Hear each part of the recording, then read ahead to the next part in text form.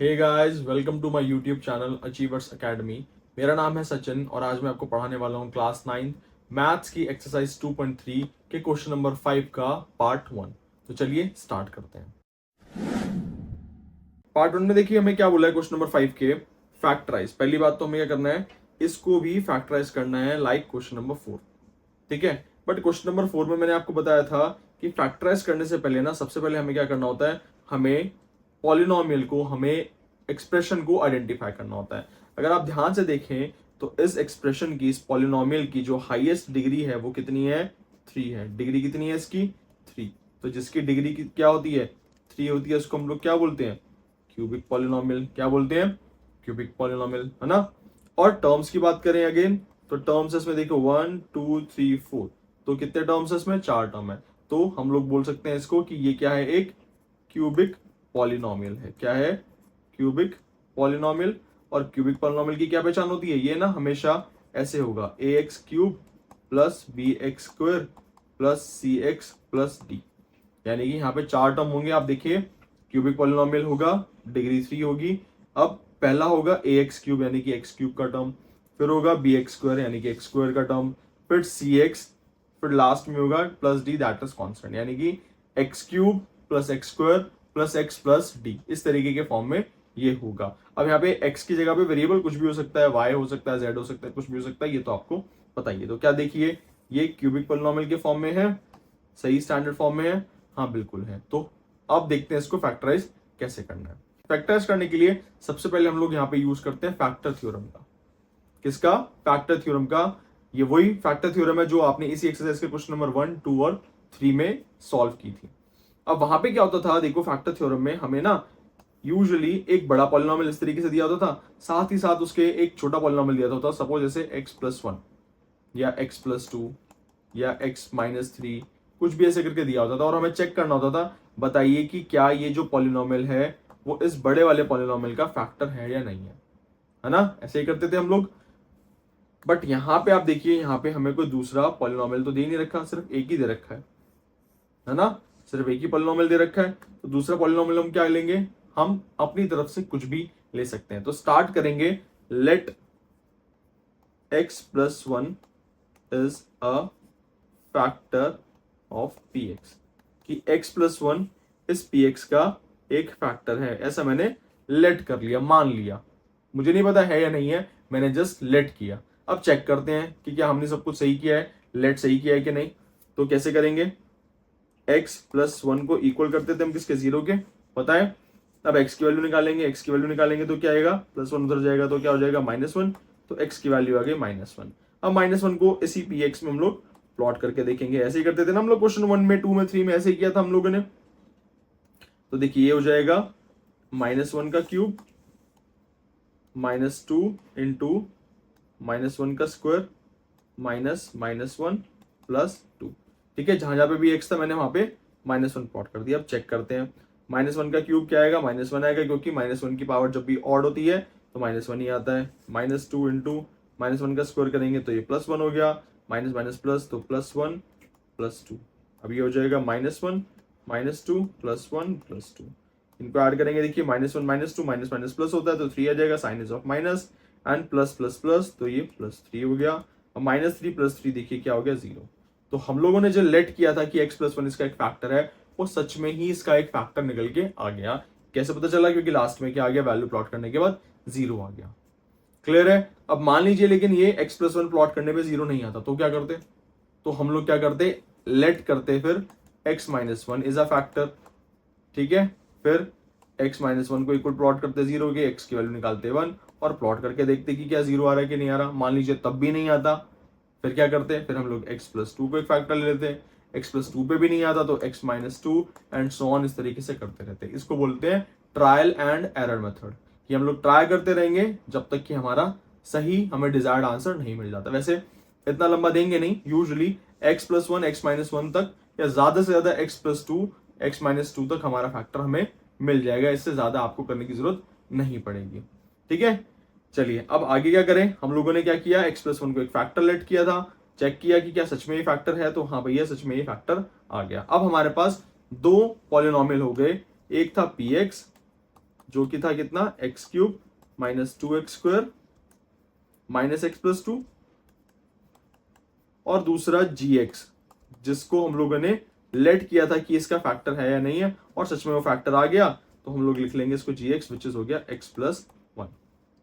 अब क्या करें, अब हमें क्या करना है, ये जो पॉलिनोमियल px है इसको हमें पॉलिनोमियल gx से डिवाइड करना है। क्या करना है, px को gx से डिवाइड करना है। इसको करने के और भी तरीके होते हैं, बट आई प्रेफर कि आप यही मेथड करें, क्योंकि इससे आंसर हमेशा एक्यूरेट आएगा और ये आसान भी है बाकी के मेथड्स के कंपैरेटिवली। तो देखो डिवाइड कैसे करेंगे, जैसे हम लोग नॉर्मल डिवीजन करते थे उसी तरीके से डिवाइड करना है। px को लिखा जाएगा अंदर x cube minus 2x² minus x plus 2, और gx को लिखा जाएगा बाहर।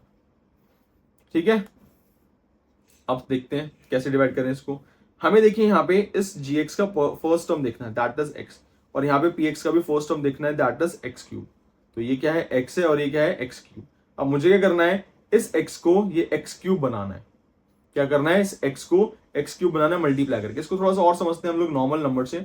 सपोज ऐसे कोई क्वेश्चन है 1049, इसको डिवाइड करना है मुझे 5 से। ठीक है, तो अब क्या होगा, देखिए यहाँ पे क्या है 5 है, और यहाँ पे क्या है 10 लेना पड़ेगा मुझे, क्योंकि 5 के डबल में 1 तो आता नहीं, 1 से छोटा कुछ भी नहीं आता, तो 10 लेना है ना। तो मुझे क्या करना है, इस 5 को 10 बनाना है डिवाइड करने के लिए। क्या बनाना है, 5 को 10 बनाना है ना।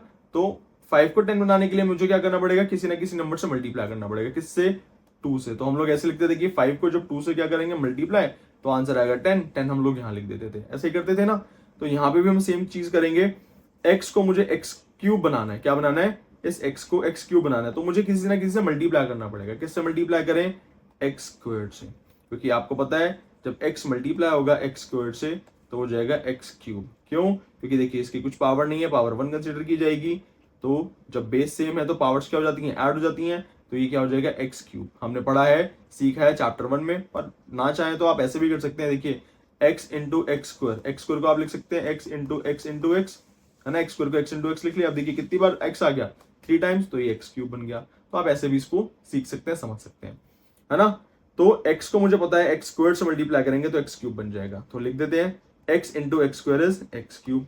जैसे यहाँ पे लिखा था ना 5 इंटू 2 इज 10, तो 10 यहाँ पे लिख दिया। सेम चीज यहाँ पे है, x को एक्स स्क्वायर से मल्टीप्लाई किया, एक्स क्यूब आया, तो यहाँ पे लिख दिया। अब देखिए यहाँ पे तो यूजुअली ना एक ही टर्म होता है जब हम लोग नॉर्मल डिवीजन करते हैं, कि 2 को 5 से मल्टीप्लाई किया, ये यहाँ पे लिख दिया। बट यहाँ पे देखिए 2 टर्म है, x और +1। तो ये जो x स्क्वायर है ना, ये इस +1 से भी क्या होगा, मल्टीप्लाई होगा। तो जब ये x स्क्वायर इस +1 से मल्टीप्लाई होगा तो क्या आ जाएगा, 1 into x square, x square ही रहेगा, या 1x स्क्वायर कुछ भी लिख सकते हैं। तो 1 into x square is x square, तो उसको लिख देंगे +1x स्क्वायर। किसके नीचे, x स्क्वायर वाले टर्म के नीचे ही लिखना है। अब यहाँ पे क्या करते थे हम लोग, आपको पता है नॉर्मल जब नंबर्स होते थे हमारे, हम लोग इसके बाद माइनस करते हैं, सब्ट्रैक्ट करते थे, ये करते थे ना। तो माइनस करेंगे तो 0 आ जाएगा। यहाँ पे भी हमें सेम क्या करना है, सब्ट्रैक्ट करना है। और आपने अगेन क्लास 8th में सीखा था कि जब हम लोग एल्जेब्राइक एक्सप्रेशंस को सब्ट्रैक्ट करते हैं तो जो नीचे वाला हमारा एक्सप्रेशन होता है उसके साइन चेंज कर दिए जाते हैं। तो ये +x क्यूब था तो ये -x क्यूब हो जाएगा, और ये +1x स्क्वायर है तो ये -1x स्क्वायर हो जाएगा। अब ये वाले जो साइन है ना, ये इनके साइन हम कंसीडर नहीं करेंगे, ये साइन नहीं कंसीडर करेंगे। इनके जो न्यू साइन है दैट इज इसका माइनस और इसका भी माइनस, ये साइन कंसीडर किए जाएंगे। ठीक है, तो देखते हैं +x cube -x cube plus minus minus, तो ये कितना हो गया, 0 हो गया, है ना। लिखने की जरूरत नहीं है। अब देखिए यहाँ पे ये क्या, -2x स्क्वायर और -1x स्क्वायर, तो माइनस माइनस क्या होता है, प्लस होता है। तो 2 + 1 3 हो जाएगा, 3x स्क्वायर। साइन किसका आता है, माइनस का, तो -3x स्क्वायर हो गया। ठीक है, अब अगला नंबर उतारेंगे नीचे, -x जैसे यहाँ पे उतारते थे हम लोग, एक नंबर उतारेंगे नीचे, सेम यहाँ पे भी ऐसे ही कि ये तो 0 हो गया, ये -3x स्क्वायर -x। अब अगेन मुझे इस x को क्या बनाना है, -3x स्क्वायर बनाना है।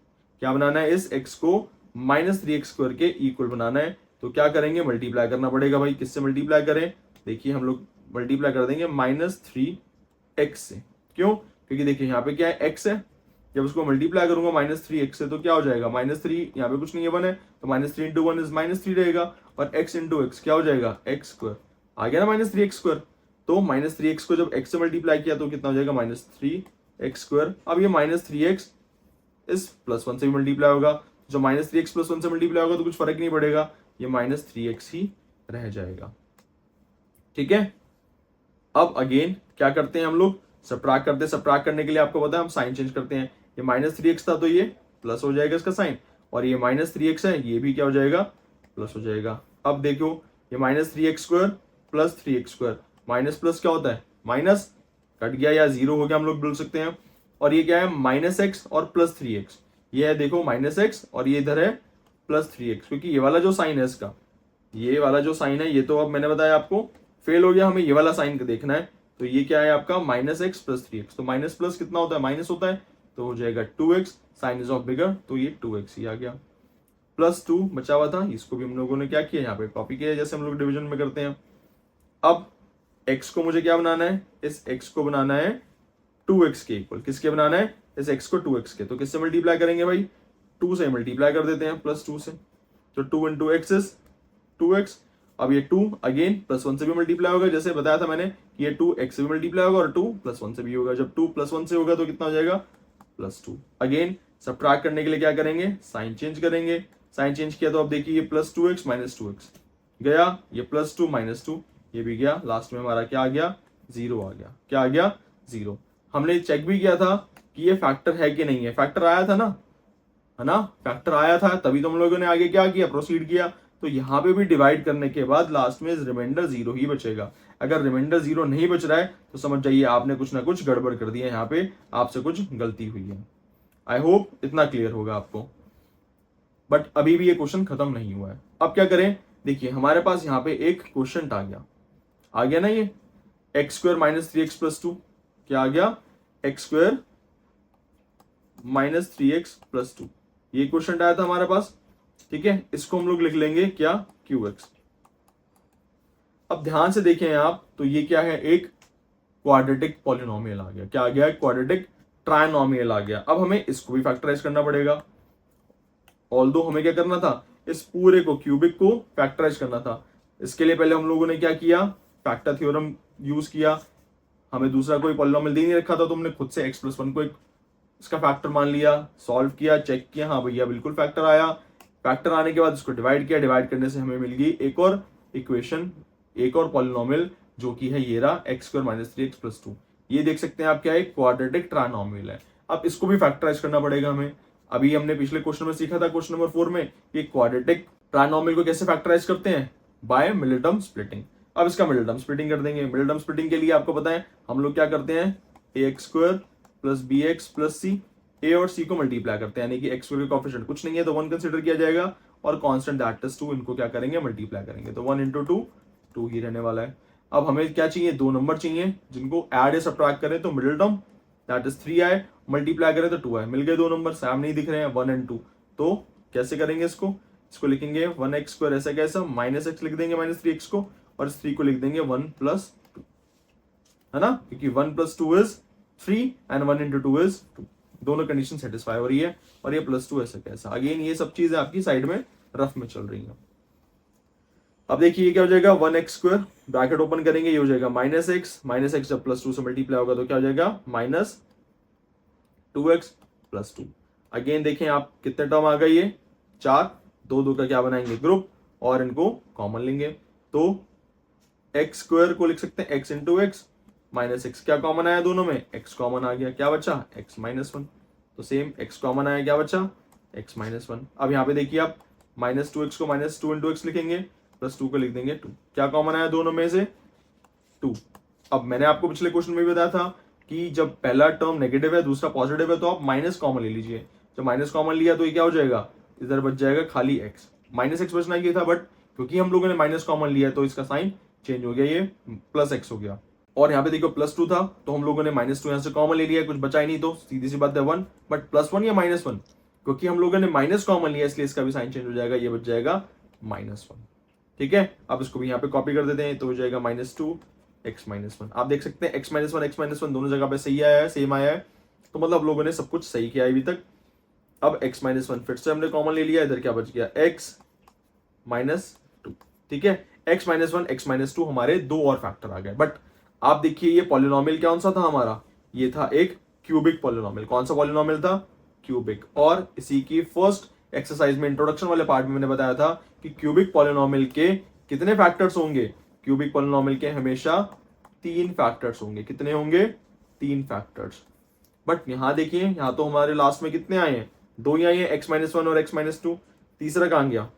तीसरा ये रहा फैक्टर जो हम लोगों ने लेट किया था, विच इज x+1। तो इसका आंसर क्या होगा? x-1, x-2 एंड तीसरा फैक्टर क्या है? x+1 जो हम लोगों ने लेट किया था। यही है हमारा आंसर। आई होप आपको ये समझ आया होगा। ये इस चैप्टर का मोस्ट इंपॉर्टेंट क्वेश्चन है और ये आप सभी स्कूल के एग्जाम्स में देख सकते हैं आता है, और 1-2 नंबर में नहीं, सीधा 5 नंबर में आता है। तो आप देख लीजिएगा, आपके सबके एग्जाम में ये 5 मार्क में एक क्वेश्चन जरूर आएगा। तो आप इसको ध्यान से समझिए। एक बार में समझ नहीं आता, 2 बार देखिए वीडियो को, 3 बार देखिए, ये जरूर समझ आएगा। और आप इसको एक क्वेश्चन ना समझिए, आप समझिए कि ये आपके लिए 5 नंबर है, 5 मार्क्स है ये। तो उसको इतनी डेडिकेशन से, इतना ध्यान लगा के समझना है। आई होप आपको चीजें समझ आई होंगी।